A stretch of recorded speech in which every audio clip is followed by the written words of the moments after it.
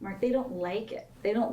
It's just not how we do things. If we don't like something, we're just going to quit. It's okay. And you will be just an employee over and over and over and over again. And that's fine.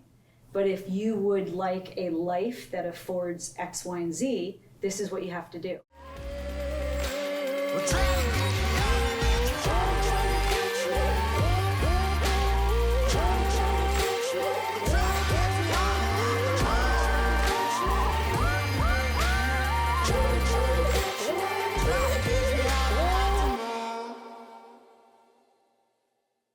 All right, so Mike and Kass Lazerow, welcome to the party. I just had a great 15 minutes sitting here talking to you guys. I want just podcasts to be real life interactions and conversations with people, not interviews, right? So we just talked about Mike's hat. Yeah. And his hat says death. And I'm like, man, we better touch on this really quick. So then the podcast, people don't think like we're bringing some, I don't know, life and death situation here, even though entrepreneurship can feel that way. So it's Liquid Death, which is a beverage brand, but it's really a lifestyle brand. Sell a ton of merch. This is a hat. It actually does say liquid. It says liquid up here. Kass got this for me for the holidays. This was my big holiday gift. Okay. So I'm now wearing it. So was there some other inferment going on with getting him to It's okay. So hey, this book that you guys put out, I think you hit New York Times bestseller list like in June of 25. June or July. Just go to your social media, you were pumped. It's like, do you guys really need another success in life? Huh? Well, I think the way we look at it is if we're going to write a book about doing hard work, we got to work hard and we want to win. What's winning look like when it comes to writing books? Because everybody thinks they want to write one. To me, it was getting on the New York Times bestseller. But I think it was actually USA Today. Sorry. That was the goal. Well, that wasn't my goal. Sorry. We were told we couldn't do the New York Times because of the title, Shoveling Shit, a Love Story. And we wouldn't sell enough. And, you know, it's kind of a niche entrepreneurship book, but people loved it. And we sold a lot. And the New York Times put it on the list. So we're excited. So have you guys just made a habit of just doing things that people said you can't do? Well, it certainly fuels us. I will say that. Like when we started all of our companies, we'd go, to Sand Hill Road and we'd go to the biggest VCs in the world and they'd say, oh, wait, you guys are related? Like, oh, you're married? We don't do business. And we'd be like, fine. Just fueled us. From that VC world, now you guys putting that VC hat on because you funded over 100 businesses, right? Yeah. So what have you taken from that experience of getting all the no's? Did they make the right decision to say all those no's? Or have you learned a way to say some yeses from maybe living through that experience in life that they wouldn't have? They made the worst decision. I mean, we returned the fund for many of these funds. I mean, when you sell for close to $1 billion, those early investors who are investing like sub 100 million, sub 20 million, we're talking about 80 times your money. So did they make the right decision? No. Everyone who said no, those are the people I remember. I don't remember who invested. Like the people who invested, like people are like, oh yeah, I was in your company. I was like, were you? But everyone who said no, I remember, and I see them all over the place. Which is funny because you're not a competitive person by nature, but you remember the no's. Nor do I hold grudges, but you just remember when people reject you. Dating, business, whatever. Right. Do you have a lot of that? A lot. That's why, when the first person who liked me, I'm like, let's get married. That sounds great. Super great. So if you don't hold grudges, but you remember them. Yeah. That's usually when you remember them, there's a chip on your shoulder, or there is a little bit of grudge. Like that's one of the things I've had to conquer in life, is not hold those grudges against everyone that did me wrong or could have treated me better. I took control of my life once you do that, but it's hard. So it's weird to hear someone say, because I like it. I'm all in for it. Right. But I mean, it's a weird thing to basically remember and not hold grudge when you think about it. But at the same time, we're all doing our jobs, right? I pitch the company as an entrepreneur. Mm-hmm. They have money that they're allocating, which isn't theirs. They're basically managing other people's money, the VCs. And most VCs maybe do 8 to 10 deals a year. So for us, we'll look at 1,000 deals to do 8, right? And so when someone passes, they're just doing their job and making a bad decision. They're not saying that you're a bad person. They're saying that it doesn't fit what we're doing. And so it's a little different than if someone like personally offends or does something that like screws me, right? Then like you're dead to me. Like those, I remember, not that it's a grudge, it's like shame on me if like it happens again. But you also say the same thing with when employees, we didn't have a lot of employees who left Buddy Media, our last company. But with golf.com, if we had anybody leave, he was like, bye, see ya. Like, don't let the door hit you. He never wanted to celebrate people leaving. It was just kind of like, you're gone. Yeah. So then going back, thinking, can you find opportunities maybe now do you consider yourself VCs? I really don't like. You don't like the term? No, I don't like the term. Okay. I'd like to be like an entrepreneur partner. Okay, so we're not VCs in the sense that we're not trying to aggregate tons of assets, right, under management that we then manage and make fees. I mean, we're technically VCs, but we're not building that as like our next business. We happen to invest in tech. A lot of the money is ours, even in the funds, and we also own businesses. We get a lot more enjoyment out of owning businesses and helping entrepreneurs succeed. So the investment stuff, it's easy to write the check, but where it gets fun is when the entrepreneur starts like reaching their dreams. And, there's nothing better than, investing in someone, the very first check, and see them have a multi-billion-dollar exit. But you're forgetting the part that I think I'm forgetting a lot. But Mike, Probably it's early. Mike actually really, really helps the companies. And I think that's As do you. I do, but like I think when it comes to like monetization, sales, networking, business models, that's you. And so I think that's the rewarding part is helping that puzzle. And when you are just a VC, you don't get a lot of like validation or credit. Like they don't listen to you as much. So we like if we can actually help, and certainly we're not going to like impose our views, but when you can help and be there for an entrepreneur and see them succeed, it's as if you have succeeded too. So a couple of things you touched on, I want to come back a little bit later and talk about it. One, about dreams. There's something weird about entrepreneurship and just dreams. There's something fascinating about the combination of the two. And then also how you guys now evaluate, if people buy the book, Shoveling Shit, how you evaluate this GO system. Yeah. Right? And these 6 steps. So I'd like to talk about that a little bit to say, not just about like how you evaluate companies, but is that how entrepreneurs should build their companies? Yes. Right. So I'd like to speak to that. But I want to touch on first. So in the book, you dedicated it to your kids. Yeah. Why? I don't think I've ever heard to your kids, because you have 3. Right. Usually maybe I've read a lot of books, but I don't remember it standing out like it did when you guys said it. I think there's probably a small part of guilt that still remains for both of us, that they took the brunt. That's what it says. Like, you took the brunt of our entrepreneurship, and they also propelled us forward, right? And so we wanted to thank them and acknowledge that we weren't there as much, which is great, because when all 3 saw, they kind of were like, what do you mean? Like, you were there, which is a great feeling. But we also wanted to acknowledge that, like, we didn't just do this for ourselves. Why do you think you have that feeling if they all were sitting here and saying, what do you mean? You guys are awesome. And it was fan. Why do you think you have that? Moms, I mean, you probably don't have as much as I do, but moms just, we can't win. It's a mom guilt. It's a mom guilt. You cannot win. Yeah. 100% of the time, you are not doing enough. You haven't figured it out, all of it. There's not one mom. I think moms can compartmentalize, but I don't think there's a mom in the world that's thinking like, I am doing it great. Like, we don't wake up like that. Do you think this is the same issue we deal with as entrepreneurs who really want greatness? Yes, in a different capacity. I think, with being an entrepreneur, you have to be ready to be like a failure all the time, right? Because you're literally failing until you succeed. That's really what it is. It's just, you're just maneuvering the boat to get to the land, right? That's the promised land. So yes, it's suffering. Like, I think being entrepreneurs helped us suffer being parents, right? But it didn't make us better parents. if that makes sense.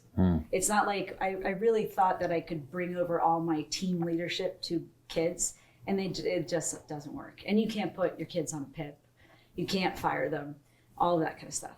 Can't do a 360 review. How great would that be? Did you ever try? I mean, I tried doing little stuff, and it just doesn't work. I mean, when you look at having kids, companies, farming, right? These are like exercises where you're growing stuff, right? You're going Seasons of a farm and Right. yeah, like you're going from like seeds or just an idea, to like growing a crop, growing a company, growing kids. Kids are the hardest because big time. your levers aren't as much. Like there's shit involved in all of it, right? Shoveling shit. Like literally on the farm, you're shoveling shit. Company, you get to work, shit hits the fan. Kids, diapers, right? Obviously. And also, you never know what's happening. Yeah, and with companies, you can pivot, right? You can go different direction. You can fire people. You don't have those levers with kids. You're not going to fire them. You're not going to pivot like, oh, here are your new parents, right? You may change locations and stuff.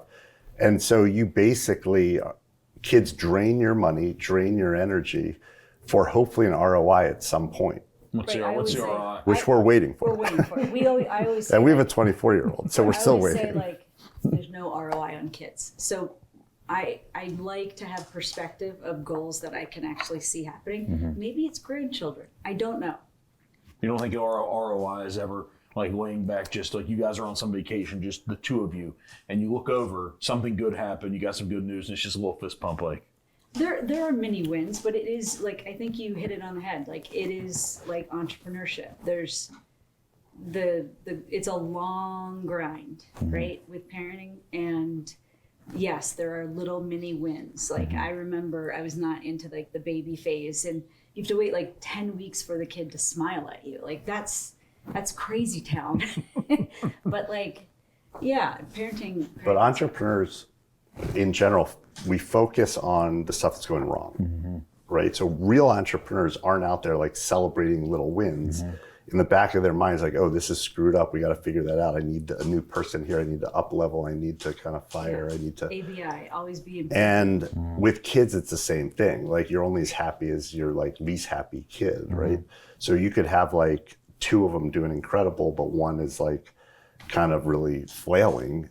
And that's, as a parent, that's what you're diving into. So that sucks. That's self-imposed. Instantly, the moment you have a kid, it's like, listen, we bought 24 years in so far. Yeah. But it's funny, in the book you all talk about that what you found is that it's important to focus on your strengths. Yeah. So you're forced to look at the weaknesses and the failures and everything. But in business, you make the argument for you all, right, to lean in and focus on your strengths.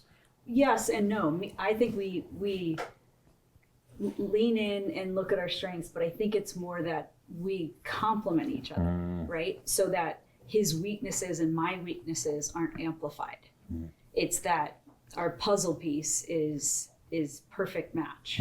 Did you know it was going to be that way? No. I mean, you never know because we're building, entrepreneurs building businesses. You don't know what's going to happen. You tell yourself stories. You kind of have a vision. And anyone who says they know what's going to happen with a marriage and a relationship is bullshitting. I think we got married when I was 25. I didn't know shit about shit. Yeah, if they read the book, you're going to find out the totally like unromantic way that you proposed. You all pick up the book and read it. So, and that she said, yes, she's an amazing woman. nice, very nice. I will say this. I think early on we figured out, like I remember doing this like talk with you, and I think it was at Lil Street apartment, where I said, okay, it was like a Saturday morning, we had just moved in together, and I think that's where you really like learn everything. Like, and I said, okay, and I came out with like a mop. We lived in the apartment for a week, and like the toilet scrubber. I'm like, which one do you want? And he's like, wait, what? And I remember him saying, look, I'll do this stuff, but I hate doing laundry. And I was like, oh, okay, cool, great. I'll take over laundry. And then, we got to like having kids, and I was like, I hate the mornings. He's like, well, I hate the nights. So that kind of worked out, and we saw how we were doing it. And then he would say something like, I can't do anything that has multiple sequential tasks that like this in a row. I can do 3 big things a day. And I was like, oh, okay, great. Well, I can do all this work for me. Just give that to me. And so we slowly figured it out. Did the same thing in business. Yeah. Right.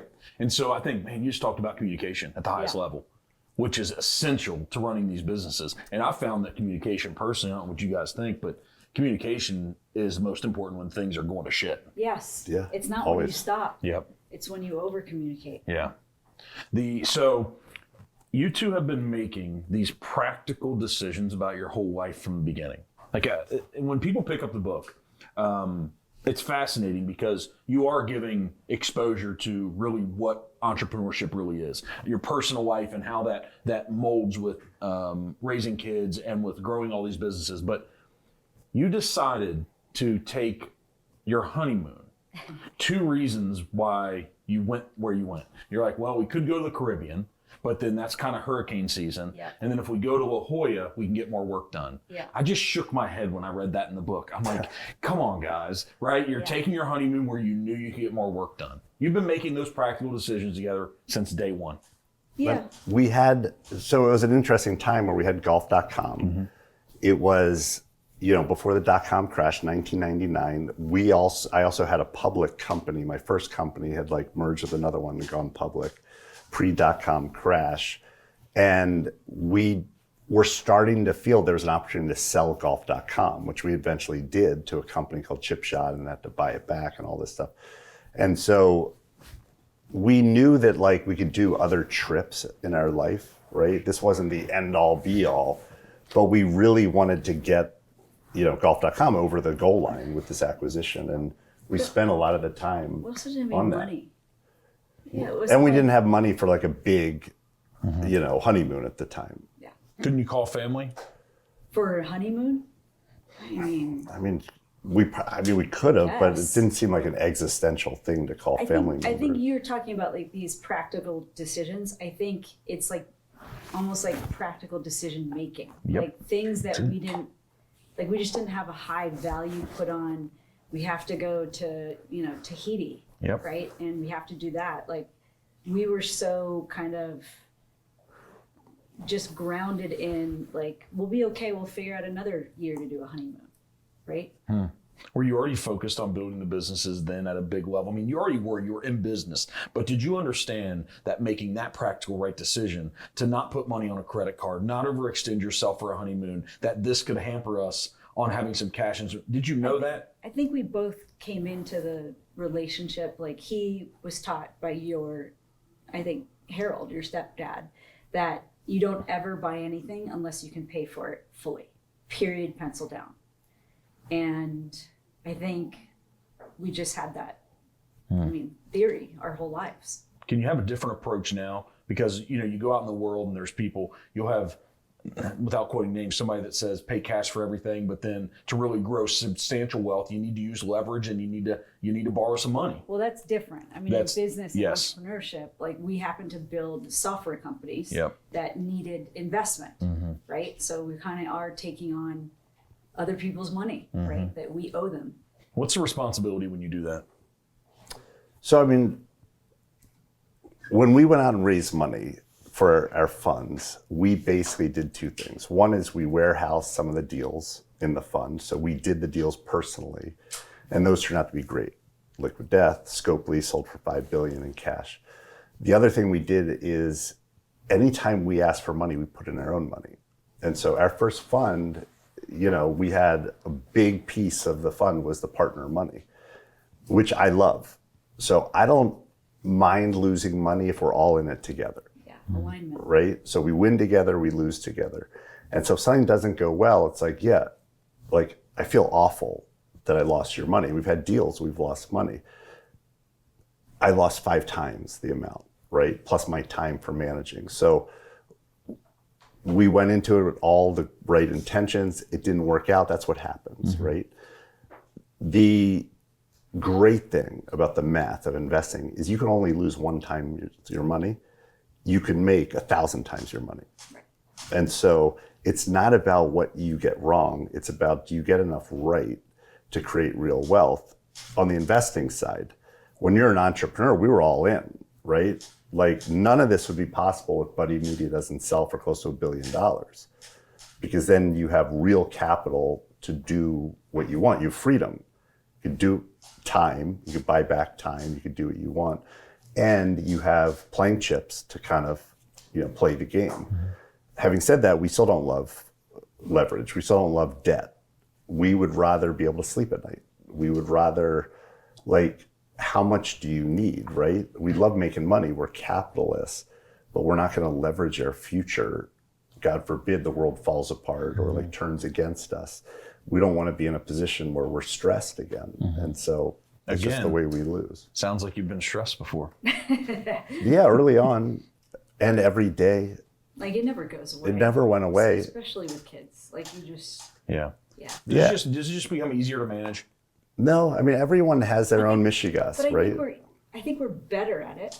I think one of our superpowers is being able to do a lot of stuff that most people can't do at once.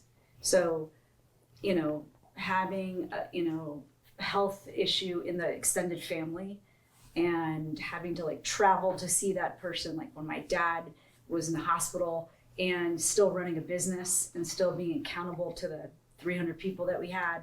And then, Vivian, our daughter, breaking her elbow in 3 places.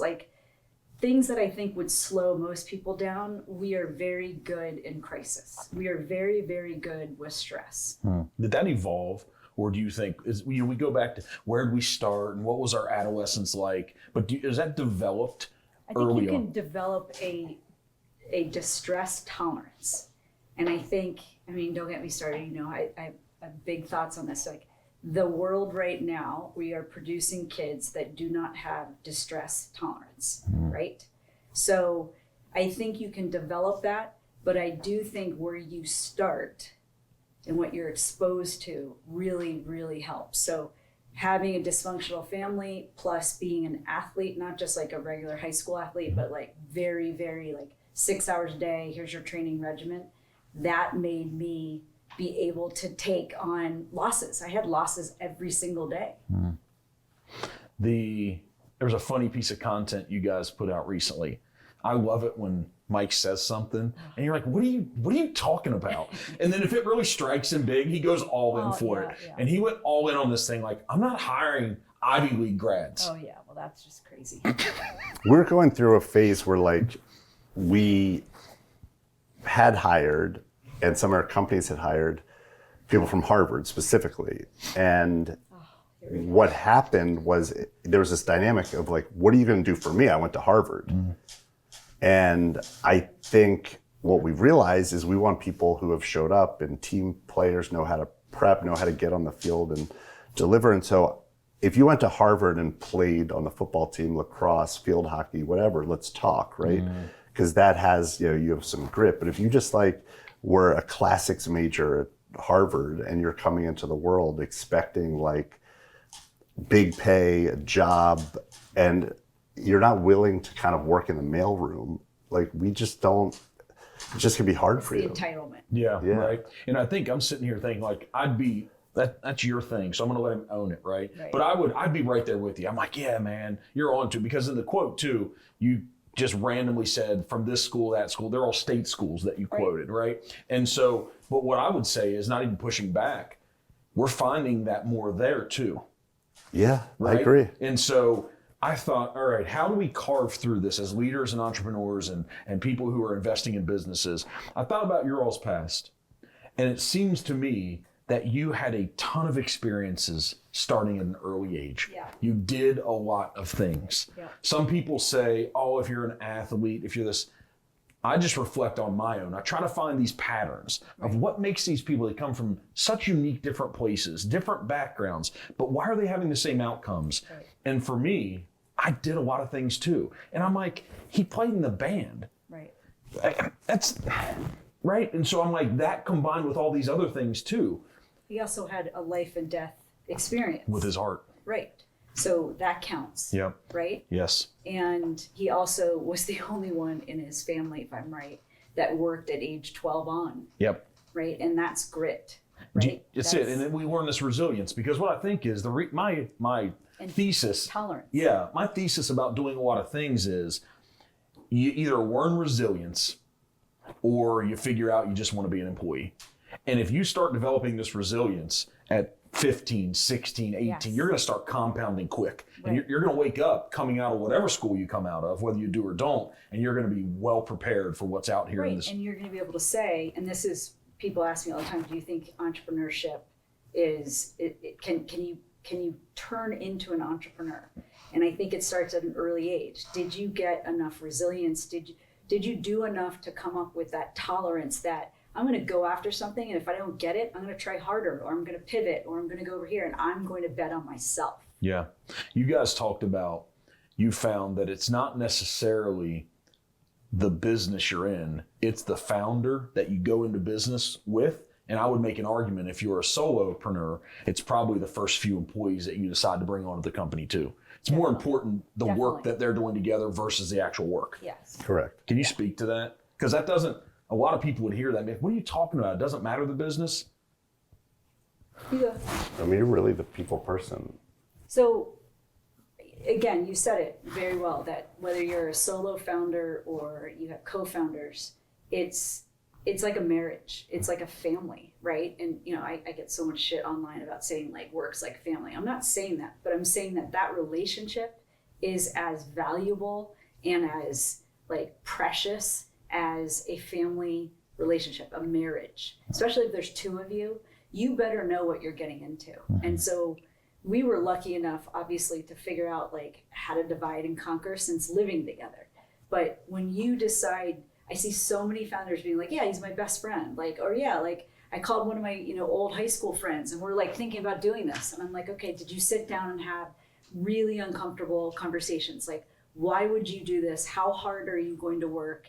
And when you're at your worst day, what do you have to do to like reset? I need to know what it means so that I'm not resenting you for like taking off and going to the gym or something. And, what are your morals? What are your values? Like what's going to happen if you have kids or, somebody gets sick? Like what's your focus going to be like? We were talking, the reason why I think you probably invoked family, and those people that are giving you shit about it, they haven't really been in the throes of it. They haven't. Right. Because if they haven't, they've succeeded. They know it's a truth, right? Right. But if you think about family, you think about like blood. There's an ingrained commitment. Right. Even for the crazy person in our family. If it's us or if it's them, we're just like, you just show up. Yep. Right. Right? And if you're going to have a really successful business, you have to do that for each other. Right? And so like you said, even if you're a solo founder, those next 3 hires Yeah. and how you depend on them, that management team, leadership team, how do those people fill in the gaps that you have? Because they better fill in the gaps, and you better not be afraid to hire people who are smarter than you. You think that's threatening for a lot of people to think about that? 100%. Because Mike will say this all the time, that entrepreneurs have ego. We do have ego because it's crazy what we do. Like Mike will say, what's that thing you say? Like we're center stage to watch, like everyone can watch us fail or get punched in the face every day. So you have to have a little bit of ego to say like, no, I can do this, and you all can't. And we had to do this in the midst of everyone telling us we couldn't. Right. Right? I think it gets formed by default. Right. And then it doesn't serve us well. Right. Because you start a company, you tell everyone, it becomes your identity. Yeah. If you're lucky, you get known in your industry. Or like us, we were the largest startup in New York City for a very hot time. Like there weren't a lot of companies. And so I remember we raised like 100 million because we had to we were going for it, right? Fastest company to 50 million in annual recurring revenue. We're talking about Buddy Media. Buddy Media. Yep. And I kept thinking like, man, we're going to be the biggest flame out ever. Like even when we sold, we're like, we're done. Is this imposter syndrome what we hear about? But we didn't have a term for it then. But because it's like you've done it. You're waking up to the thing that you've done. Why would you think that? I think it's fear. I think it's like we are motivated more by like the fear of failure than this pot of gold. Like it was never about necessarily the money, even though we're capitalists. It was about like freedom for me. Like I don't want to sit behind a desk, and freedom to live the life I want. My dad went bankrupt. He had a lot of money issues. like not having money, not having your health, not having a good relationship, those things really suck, right? And I saw them all early on. I hate losing. I hate it more. I know this doesn't make sense, more than I like winning. I hate losing. Yeah. What do you do when you lose? Well, I mean, it's painful to even acknowledge it, to think about it. I mean, I think I go through every step. Like I look at, did we make like a good business model decision? And if it didn't work, like I love that. I hate that we wasted the time, but now that's when the work happens. And good entrepreneurs are like, oh yeah, okay, great. So we can check that off the list. And we're closer to getting the data that we need. So we're gonna figure this out. And now let's dissect it. And I love dissecting things. Or, what's funny is when, I gotta get you some water. When I just talked to someone 2 or 3 days ago we have these key employees. We can say every employee is key, but there's just some that do more. Yeah. And I sat down with her, and she's amazing. She's 26 years old, and she's this Alabama grad, but she grew up on her parents' used car lot in Northern California. When I heard that, I was like, let's go. Yeah. Right? But I just said, hey, I can acknowledge that to everyone else, I'm completely unreasonable. I acknowledge it. I said, but I'm not going to internalize that, and I'm not going to allow it to have me change, because all this was created with a vision. Right. And so I know that being unreasonable at times will look like this guy's crazy, but here's my level of unreason. The moment we fail, get up and go again right now. Right. Like right now. Right. And I don't need to wait for a week and break the whole dang thing down. It's like, let me take the lesson, the one thing that I could really identify that I failed at, and let's start again. Right. And I might fail 10 times micro like that, but most likely I'm going to get to the finish line. But that's what an entrepreneur is. There you go. Is they can handle those mini failures. Yeah.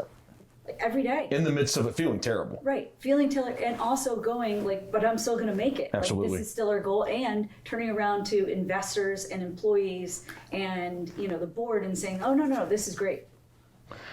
This is our vision. This is our story. This is how we're going to get success. Have you both arrived at this place where failure is actually growth? Oh yeah. Oh, totally. When did that consciously occur?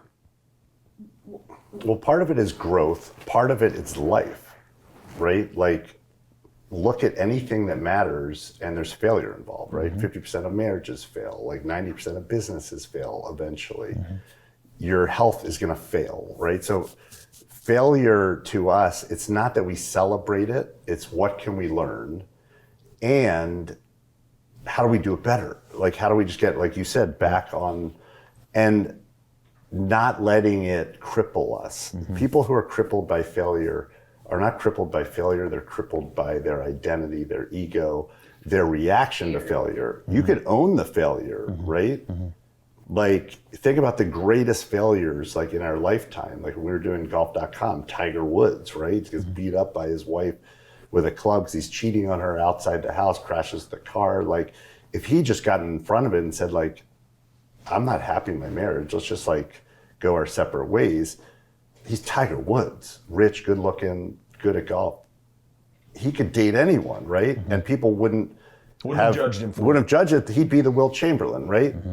It's the fact that he couldn't, there's a gap between what he thought he was, what everyone else thought he was, and really who he was as a person. And so own that failure. If the company's not going well, pivot.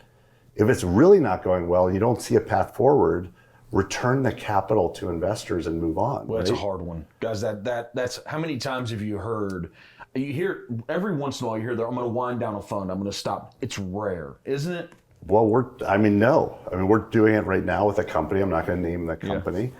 Yeah. The team did a great job. The market turned. They've been very capital efficient. There's still a lot of money left in the bank. And so they made the mature decision to say, like, we don't think $1 invested is going to produce anything close to a venture return.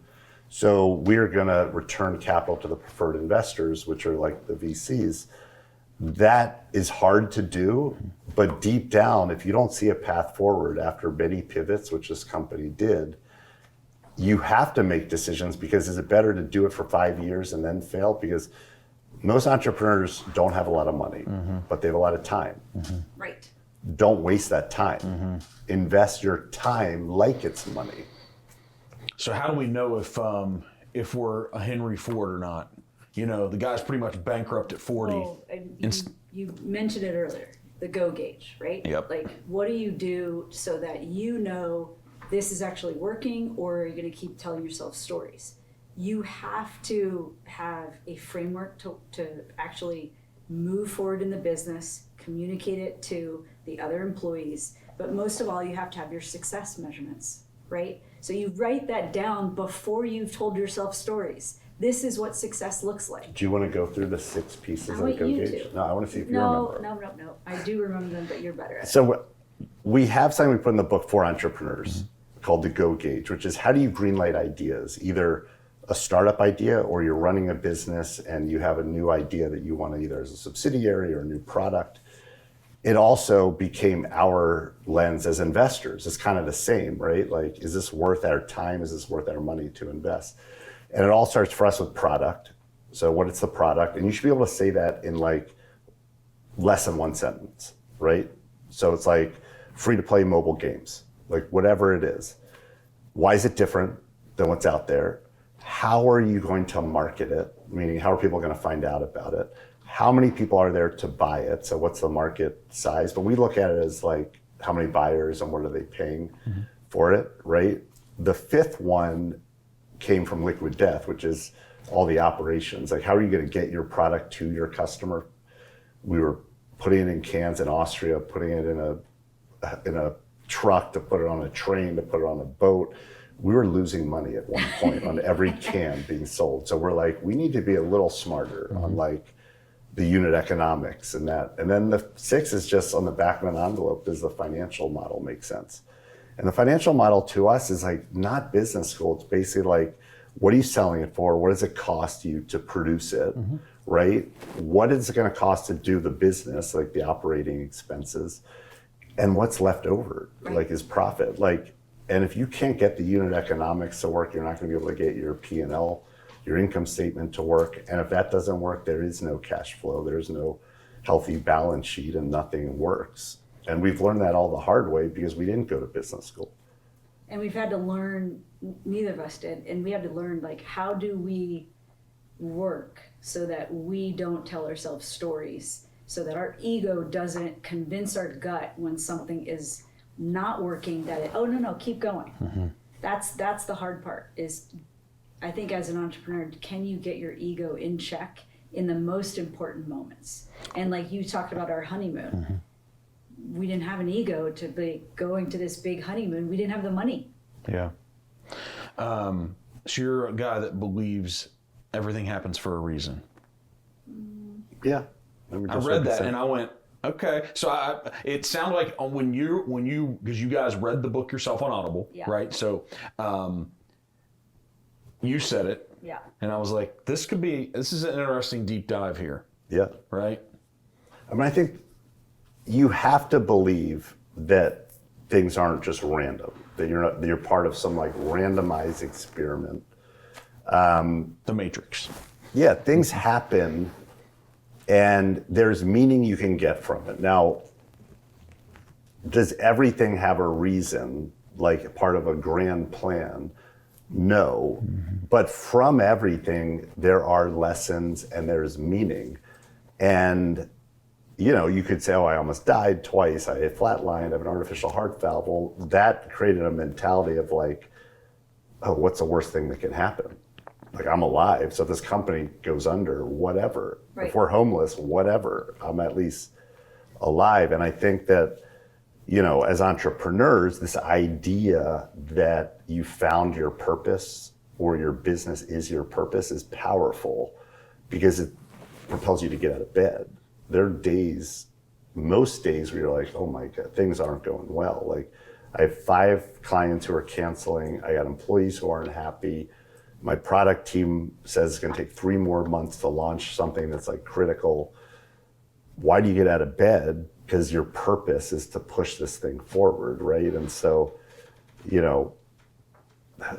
Shoveling Shit, a Love Story we included the love story because if it's just shoveling shit, like we didn't want to write a book that's like entrepreneurship sucks. We wanted to write an honest book with the 50 kind of like cheat codes that we learned along the way that is entrepreneurship sucks and there's no better way to spend your day.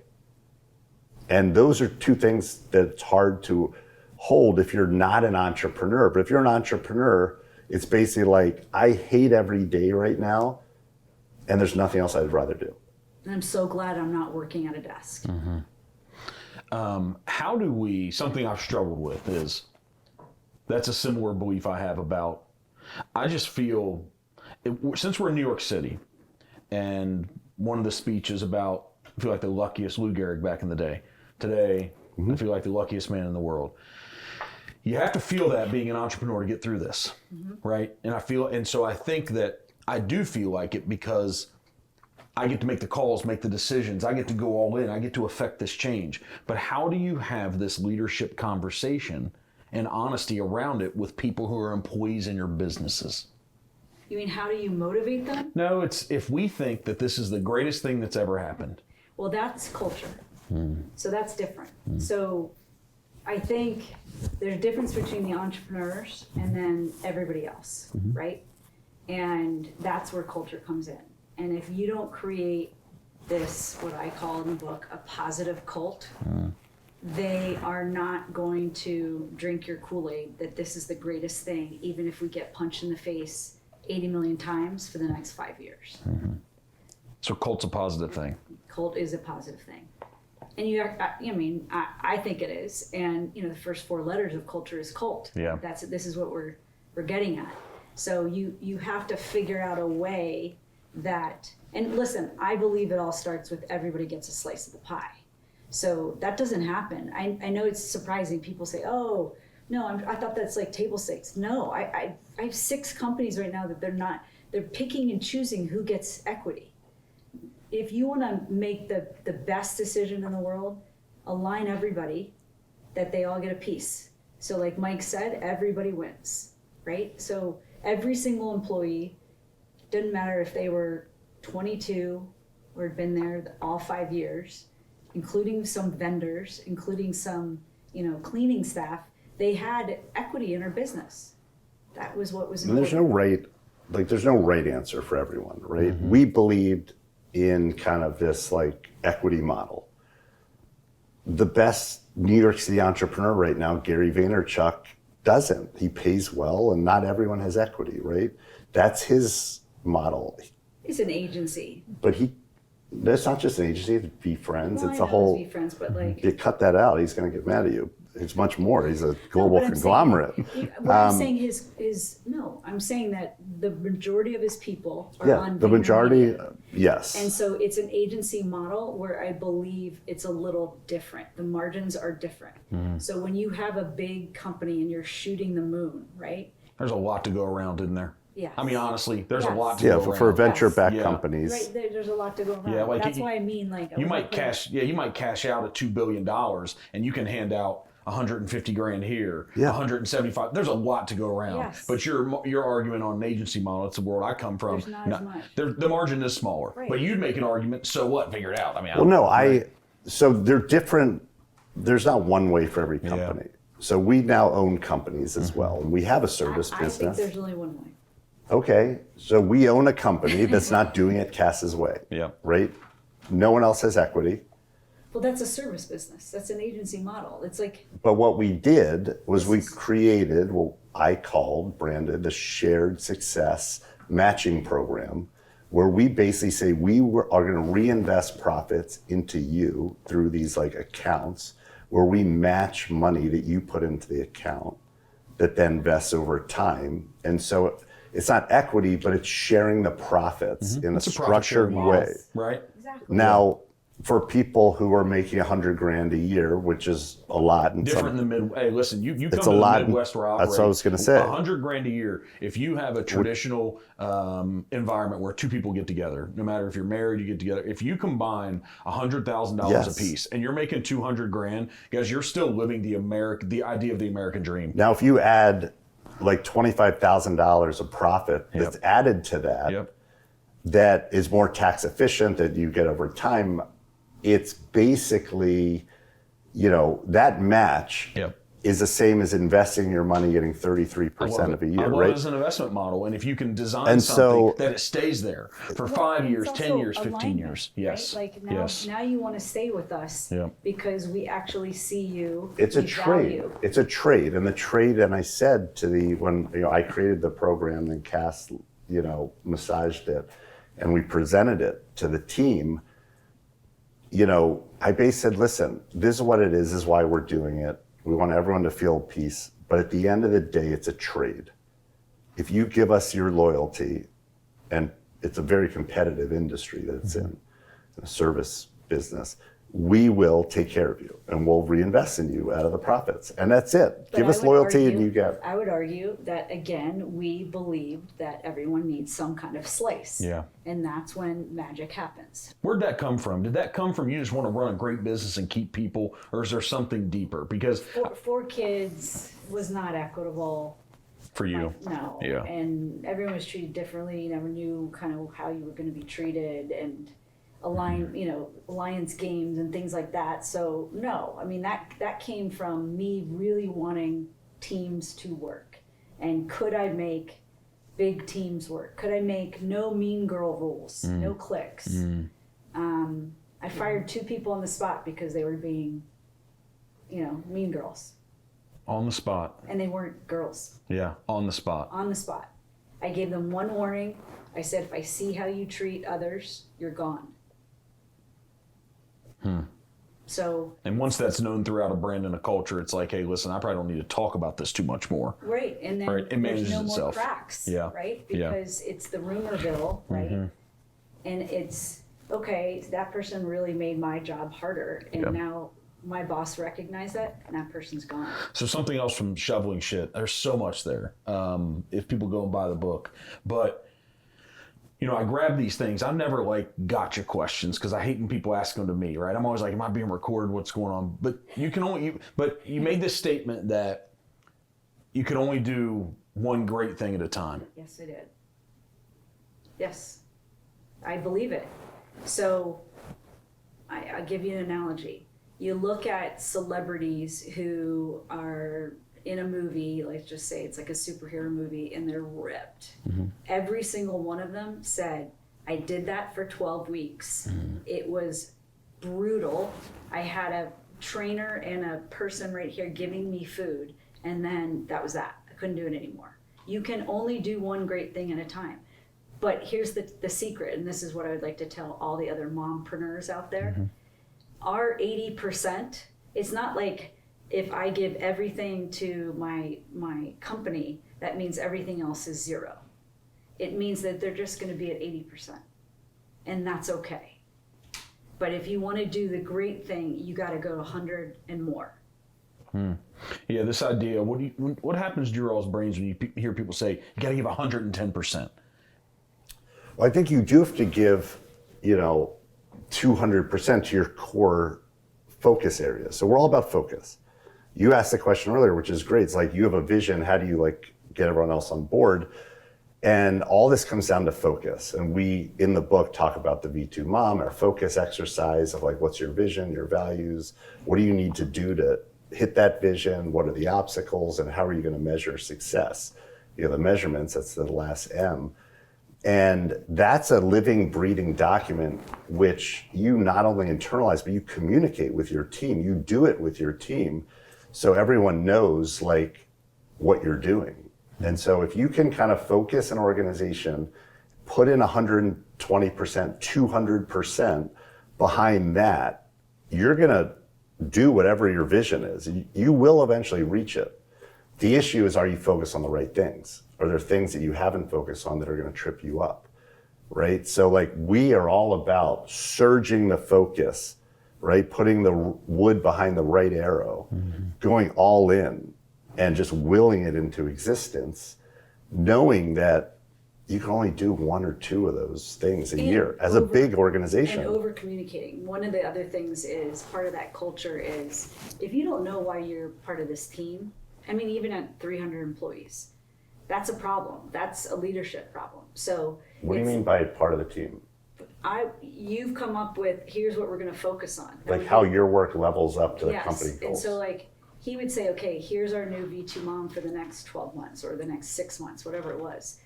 My job was then to take every leader and say, okay, please go tell this, to all your people. That's not it. We did it in quarterly team meetings. Whenever I saw someone standing around at the lunchroom, I'd be like, hey, do you remember what our V2 mom is? And they would laugh because they knew that I was trying to make sure everybody knew why they were important and what their impact was going to be.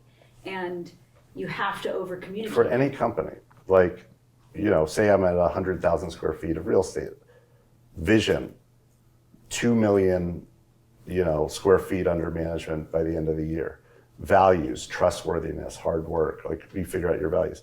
Okay, to get 2 million under like management, what's the most important thing you got to do? Right. What's the second? Now you may have someone who's like property acquisition head, right? I don't know the business. That person who owns number one, they have their own V2 mom of here's the 5 things that they need to do to nail number 1.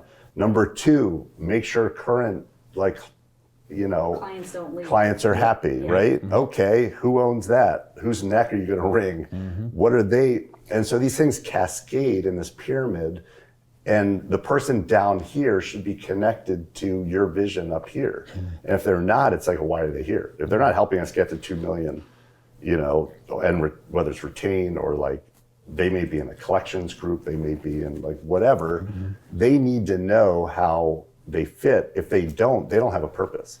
They're just showing up to work, collecting a paycheck, going home and watching Netflix. So what is leadership then? If you said you should be able to break down what you do, what your business is. It's so easy. So what is leadership? Leadership is focusing an organization and providing the resources needed to make that focus happen. So if you say we want to do this, but you don't have the resources to do it, you're not a leader. A leader kind of sets the course and make sure you have resources. And part of that is like, do you have the right people in the right positions, which change over time. Some people don't make the traveling squad as you grow. What's been your approach to developing talent? Do you find it or do you develop it? Because there's this big debate right now in the world. Are the leaders found or are they developed? Well, let's talk about how do you define a leader or a manager? Are we talking like... I've seen some of your content. It's good. Are you talking about entrepreneurs? No, I'm talking about your people. He spoke to, I'm part of my business. Someone owns like this. That's it. It's like you have these 4 or 5 key people that are now responsible for these departments inside a company. I think you're born with certain skill sets, and I think you can see it. Like, I'll give you an example. Our good friend Mike Jandal, right? So we call him MJ. He came to us from, what was it? Like Six Sigma program. Six Sigma, which I was like, okay, like whatever, like I don't even know what this is. It is like early 20s. Like early young, 20s. Or mid 20s. But here's what he had. He lost his father at an early age, and he had the Jandal turkey farm. I'm dead serious. He helped million turkeys a year. Run his family-owned turkey farm. Okay? Turkeys are hard. They're dirty. They're right. And like talk about shoveling. Okay. He knew how to by I think it was like 15. He was running, half the farm staff that were like in their 40s, right? So I think you have it in you, and your job as a leader is to moneyball those strengths, moneyball those skills into the right place, and that's the puzzle that I enjoy, is to say, okay, now we need this. Are they in the right spot? For MJ, I just knew it from the minute I met him. I just knew that he was going to be an incredible leader. I think others can grow into some of it, but they need support staff, right? Where you're always saying like, hey, did you communicate this? Did you do this? And you pair them with the right people around them. Are we talking about the it factor? And we're all trying to figure out what it is. Is that it? You're like, I just knew you had it. I mean, it's it and it. I knew, so like I look at people as, are they going to be a worker or are they going to be able to manage the people? And very few have both skill set, and also by the time you get a certain, like you don't want them What do you think that is? Can we articulate, so somebody listening to this that that thinks they want to start a business? Because you actually said in the book, 1 in 5 people are either thinking about a business or they're starting one, right? And so these are important things to know, like, because they should evaluate, do I have these things? 90% of people are not managers. Yeah. They cannot communicate well. They're not going to be the leader. Think back to childhood when you were playing kickball, right?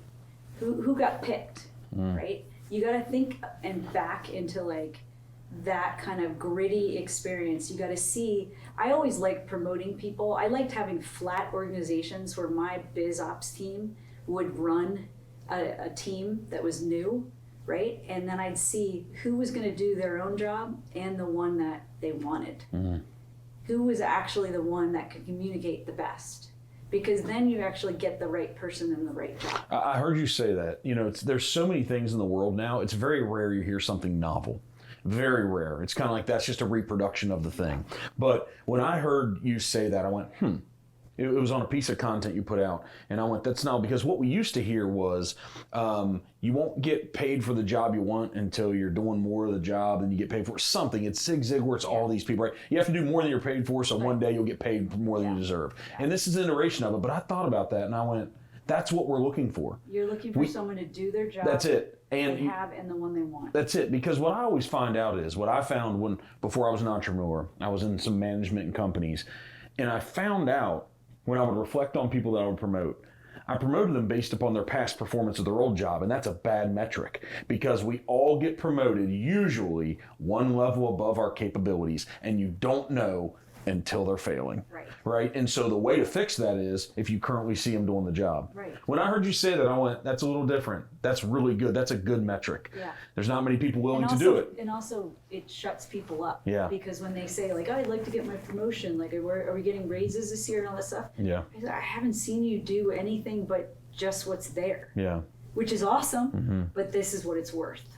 But if I see you stepping up and really helping out in X, Y, and Z, there's a difference. Are you a tough leader? I think I am. I think I demand a lot, but I'm really fair and I communicate very well. And I will always be honest. And if you end up getting cut by me, I'm going to make sure you know exactly why and what you have to work on. All right, so we have a few more minutes, but I think this will lead into something currently happening in society. So we talk about transparency is honest with all of your employees, right? We talk about over communication. It's not going over well now with the new generations. I'm actually seeing it's not going over well because they can't handle the stress. And I don't know, and what I want them to do, everybody listening to this, like don't take it personal. But the reality is this is the real world. And if you want to succeed and thrive in it, you're going to have to be in an environment where you're reflective on your abilities, your skills, your outcomes, and you're really self-aware. Everyone thinks they're self-aware, but yet hardly anyone is. Self-awareness isn't what I think about me. It's what's the outside world seeing. Am I self-aware of really what's going on here? So, and your impact. That's it. What's truly, honestly happening from me showing up here? But that all comes down to, in my humble opinion, distress tolerance. We have created kids who get 8th place trophies. So how do we help them fix this? Now, can we? Or they're just going to have to just fail through it and just, life's going to suck for another decade? Number one is we have to have companies hiring young kids in office. They can't be doing internships and their first jobs working from home. They will never learn unless they are in an office, learning affect, learning moods, tension, politics. How do you, manage up? How do you manage down? We have to start giving the skill sets by leading by example. That's the first thing. The second thing is you have to understand and care enough to communicate this. I've had arguments with kids between the ages of 20 and 26 over and over again. They don't like how I talk. Mark, they don't like it. It's just not how we do things. If we don't like something, we're just gonna quit. It's okay, and you will be just an employee over and over and over and over again, and that's fine. But if you would like a life that affords X, Y, and Z, this is what you have to do. You have to be able to hear uncomfortable things and say them. Remember, the three of us had to pick up a phone. Hi, this is Kass. How are you doing, Mrs. Davis? Is Sarah home? May I please? Oh, how was your day? And you had to have conversations. They don't know how to communicate. and that's on us. Yeah, I think the other part is it's this resilience piece, right? It's like when we're coming to New York City and I'm reaching out and we're putting this together and dinners and books and all this, you know, my first ask was like, hey, I'd love you guys to come to Cincinnati. And it was a nice response, but it's like, hey, a couple things. We're really busy, but also like it's like 50 grand for us to show up, right? And I look at that, I don't want to hear that, but I'm like, okay, what now? Right. Okay, what now? Because you could handle That's that distress. That is what it is. Like, okay, what now? And remember, like being an entrepreneur, you have to learn how to ask for money. Yeah.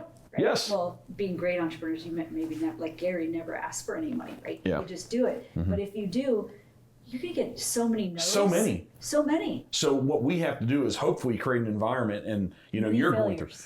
That's it. Yeah. And where you actually, the challenge is, and I'm trying to figure out, like looking at him and saying, hey, like I believe in what you're capable of and what you can do, but you're just gonna have to work through this. Yeah. You have to, because at least you're in an environment where there's a group of people that truly care about you and we want good outcomes, but there's no easy ways to solve this shit. And it's getting harder and harder to find those environments. Like the idea of an apprenticeship, whether you were an accountant or lawyer or even doctor to a certain extent. Why is that? Is it margins are shrinking so much we don't use the capital to do it? I think it's laziness and margins. Yeah, I think it takes resources. I think 2020, you know, when we had COVID and our brains broke.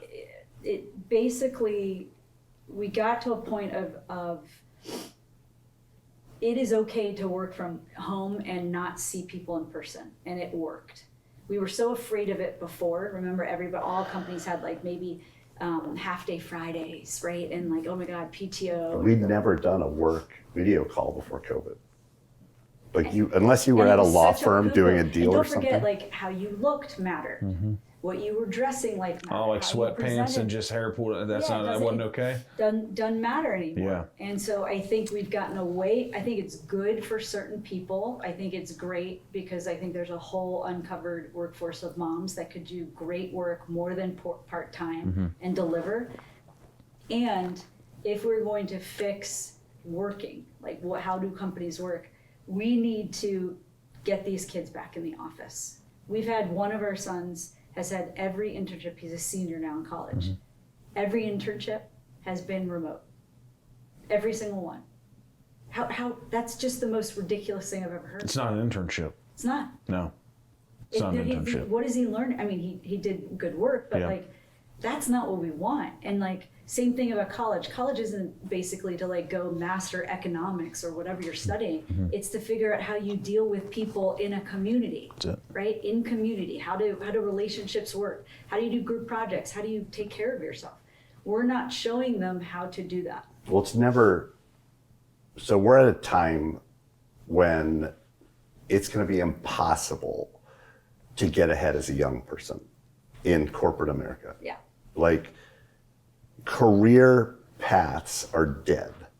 And the reason is you were hired as a young person to do a lot of busy work that no one wanted to do, right? Whether it's create decks, put together a report, do this. Grunt work. I'm using AI for all that. So it's like I have 10, 20 young people working for me, doing financial reports, doing analysis, doing PowerPoints, doing research. And so your job as a young person is to know how to manage virtual employees so you can start and be the most productive person at the company. You could do anything. Just tell me what you want me to do. I'll do decks, I'll be a financial analyst. If you don't know anything, you have a brain, right? A language model. Pick your favorite one. You don't need to know anything. You don't need to know anything. You just ask, right? You create a brain, an external brain, and then you automate tasks. People you're working for and be like, this is like baby Jesus. Who is this employee? But you are right, though. We've taken away, we're about to take away all of that grunt work. I've already taken it away. But I'm saying like in companies, you're not getting, I'm not saying like getting cups of coffee was good, but like you're not doing that anymore. Think about all the management consulting firms. They've laid off so many people at that junior level because they just don't need it. So what advice are you giving to your kids? Well, so our oldest is 24. He has an AI consultancy for small businesses. So he helps them set up a brain, all their data, so they can like talk to it and be productive, and then they launch as virtual employees. Small businesses. These are businesses that could never hire like a chief AI officer. We $3 to have $5 million or something, or it could be Smaller, 10, yeah. it could be smaller. We then have a senior who is hungry to work in sports, and he is basically has a mentality of I'll work in the mailroom, which we love. But we tell them, especially those two, because our daughter wants to be in medicine. You know, she wants to be in research. But we tell her the same thing. She's got to understand how AI is going to power medicine. But we tell them is understand sales. It's a great skill set. It's never going to go away. And understand people, right? Build your network. Build your network. yeah, Which is important. Like, and our kids have the benefit of having a network. A lot of people don't, right? Like, they grew up in New York City. Like, they grew up with Gary Vaynerchuk at Sunday brunch, right? Like, they have seen stuff, and I think people who haven't have to reach out, have to show up and say, how can I help you? And never before young people have the power to help. Because if you know how to automate, how to like use some of these tools, you walk into kind of a used car parts like retailer and say, wouldn't it be great to get all of your SKUs, what sold the day before, what you're running low on in inventory, and who are your top salespeople? Just emailed you in the morning with 5 recommendations to optimize your business. just like Walmart works for their tire center. So now you can compete at that level. Like, would you like that? Yeah, of course. Okay, well, I'm 22. Pay me 10 grand a month and you'll have it in a month. Our oldest helped his friend spin up basically AI generated websites for small businesses. His friend Nikki. Like, and Nikki is an EMT, full-time EMT, right? So, but he wanted to make more money. This is what they know. A for-profit school, how do you like optimize your enrollment, right? To get the right kids in the right kind of classes. Like, all of this, no old people know it. So when we started out, no one knew. How do you know? Well, no one knew the internet when we started, right? Yeah. So when I started back in 94 or 93 with my first business, Yeah. no one knew social media. We jumped into that. No one knew like Web3. No one knew AI. So our whole career has been like being a little early, not too early. There are people doing AI and machine learning 20 years ago. Good for them, right? Like, thank you for inventing all this stuff. But once you start to see people you respect interested, for me, it's what are my smartest friends interested in? Like, what are the developers interested in?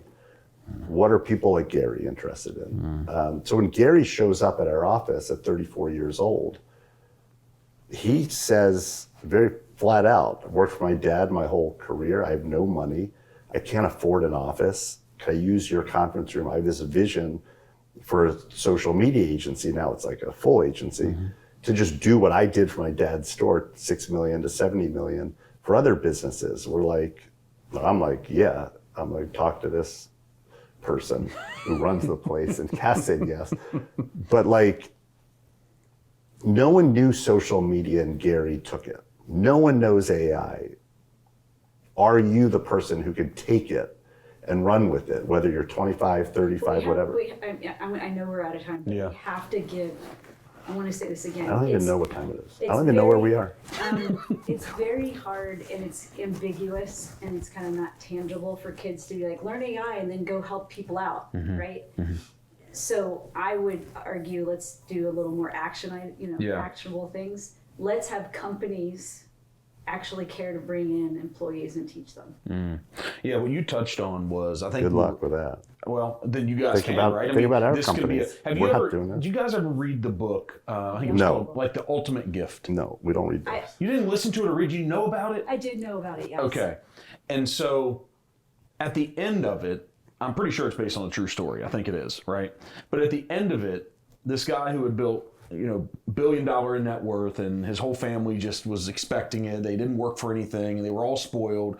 But at the end of it, he had this grandnephew, and the grandnephew was spoiled. But he said, "You have to do this for an entire year." And he made his attorney run, but you have to do this for a whole year. And you have to do all these things. But at the end of it, he said, "I now see what my job is and what my great uncle wanted me to do. And it was take this thing I've learned and go out and do it in the rest of the world. Right. And so what I've learned in business, we're not going to be able to force any other businesses to do something they don't want to do. And the metrics, so you guys are going to have to do it. Right? Like if you're really that passionate, now it has to be a model where you make some money around it, or else you're not going to put your time into it. Right? But the great thing about AI is it's not what we read about. It's open AI and like Anthropic raising at a $300 billion it's so valuation. stupid. That's not the reality of The reality is Yeah. AI is for our search firm, There you go. helping us find better candidates faster so we can deliver for clients. It's about automating some of the back office so we don't have to spend all this time closing books. For someone that's not as intelligent as you guys are on the tech space and you found all these companies, but it just makes me better. Yeah. It just makes me better. It's productivity. It makes me smarter than I otherwise wouldn't be. And just jump into ChatGPT. Go to YouTube, search for, if you're in the real estate business, AI for realtors. And just watch, just learn, and do an analysis of your day. How much of it is spent busy work? And you can even ask ChatGPT that. It's incredible. You can hook up your calendar and say, like, what am I wasting my time doing? How I grow daily when I engage with it. Like if let's say I engage, I'll just take an hour, not all at one time, but if I would take an hour and engage, my learning probably increases by 20 or 30% versus the way it did the day before. Not only that, but like, what about the fact that like you can launch searches and go do something else? It's incredible. And come back 20 minutes later and here it is. Done. That would have cost us, we probably wouldn't even know where to find the resource. But what can happen now? I'm like, that probably would have cost me $100,000. It's a consultant. It's incredible. It's incredible. I love it. Is it a little scary? I mean, change is scary. I mean, it is, whether we have to accept it. It's happening either way. It's gonna happen, like, right? Adaptation will happen too. Yeah. We will learn to adapt. Yeah. What do you guys, so Shoveling Shit, this has had massive success. You have to be proud of the book and the story that you're being able we're to so tell. excited. Like it couldn't have been better received. We had a plan. We did a V2 mom for it, and we executed, and we got the results. Like, that's what we're most proud of. Yeah. So am I allowed to say what's next? Yeah. Sure. What's next? Oh, I thought you knew. I don't know. No, I'm asking you. Tell us, please. Because we want to move on to the next thing, and it's like, man, how long are you allowed to stay here and run this thing? I mean, we know what's next. I mean, we have our own V2 mom for this year, right? Like personally. Yeah. And so we're going to continue to support entrepreneurs in whatever that looks like. Off our own balance sheet, we have, the funds. We buy businesses and start, but like for the most part, buy. And we're having a lot of fun with just like the speaking and the podcasts. And we don't have a podcast, it takes a lot of work. We like going on other people's. And longevity. We're also very interested in longevity, how some of the businesses are in there.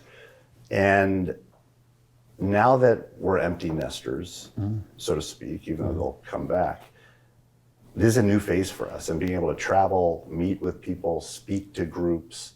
It's a little weird that people will pay us to show up now. I think like you write a book and it becomes a bestseller and people want you. I'm like, the same schmucks we were before the book. So. I think for me, it will be fun to finally have the time to be with other people that are like us, because like this opportunity, like next time we're in Cincinnati, we're coming. Yeah, 100%. Right?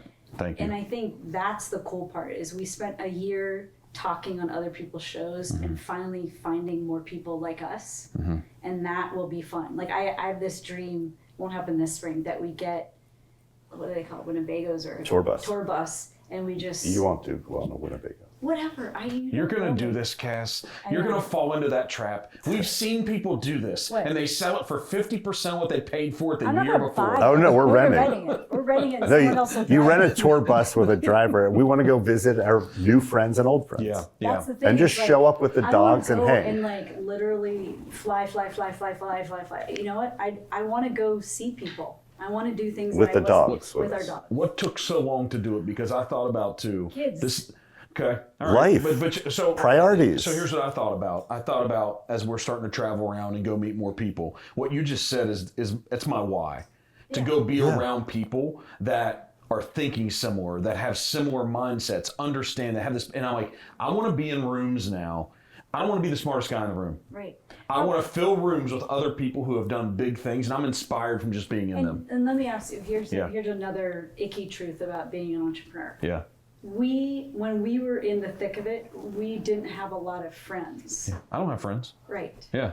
And so now that we have, launched kids for the most part, now we want to actually Foment those. Yeah. Yeah. Like, I think, We had friends, but they're the same ones No, from it's- high school, from I'm not saying we college. didn't No, have friends. I yes. meant like if we're honest about it, it's sad, right? It is sad, a little bit sad. that's the sacrifice. No, it's sad because you haven't been able to. There's an exchange in everything in doing this business, and Right. And there's a sacrifice. There is, because if I did show up as a friend, I'm going to be a 20% friend, and no one wants that. Right. Right. And then what happens is, not being around for 2 or 3 or 4 years, the phone stops ringing. Right. The text stops coming. Saying, The I emails. can't do this, and I'm so sorry. Or you're the parents who never made friends with the other parents at school because you were never at the parent events, it. right? That's So it. you go to graduation, you're like, who Yeah. are all these other parents? Yeah. They seem to be best friends because they've just been hanging out with their kids, going on vacations. It's a together. lonely place. Yes, It and really so is. and so now what I look forward to is, can we now develop more friendships, right? And we have the time. To spend time around people that the people that I actually had a conversation with my significant other. We got to come up with a better term if we're not married. We've been together 18 years. Your partner. But yeah, and so we actually had this conversation. We're going to Anna Marie Island next week for 4 or 5 days, house on the beach. But I was like, you know what? I'm going to work, but come along. Right. But I was like, this house is huge, and it's on beach. It's just an amazing location. And I was like, man, I'm calling some of my people, and there aren't many people to call. And That's here's the other thing. yeah. And so I think, but here's what I told her. I said, we could call them and they would say yes, but I don't want to spend time with most of those people because I don't want to have context around everything. I want to walk in, give a fist pump. What's up, y'all? Let's go. Right. And you don't have to understand and learn and worry about what you're going to say. Entertain. 100%. It is just comfortable. Right. And those are, they go away in this world of entrepreneur. It's a little sad, but now you're in a moment where you can create those again. Yeah. That's what I'm. And But you also this- pick up meaningful relationships through work. Oh, Yeah, and that's right. and that's what I didn't want to discount all the friends that we do have. Yeah. But I want to be able to go see those friends. Yeah. You know what I do with my friends? I sell them places in Florida now because we have this brokerage in Right. 6 states. So, but they want to hang out with me. It's like, guys, I can only come in and hang out when I'm down there doing business, and I can go to lunch with you one time. But if you're a cool person, they want more. Right. I can't give you more. Right. I wish I could, right? Right. And Yeah. And we have dogs, and yes, we like playing golf, and we like fly fishing. So why can't we do that? coordinate and mix it in. Yeah. Well, I think but, you guys but are going to make get it that. around our friends. Yeah, 100%. That's exciting. So that's what's next. Yes. Shoveling shit do. No. We'll never. Or one and buck. done. One and Okay. done. Thank you guys. I Thank like these you. good, honest conversations. I'm pumped to follow it and say, what do they Appreciate it. invest in? Because if you come up with some more liquid deaths, you come up with some more of those. I mean, that thing hit big. Yes, Right. It's a big business. Yeah. But we have others that are, Just as big. like we have a few companies that are so much bigger now That's that exciting. we started at the beginning. So Excited. So we'll hang around and just figure out how it's done a little bit well, more. we have plenty of shit sandwiches also. So it's, Guys, I prefer not to eat more imposed than already happened. But Okay. thank you. Thank you. All right, guys. Thank Appreciate you. it. Okay.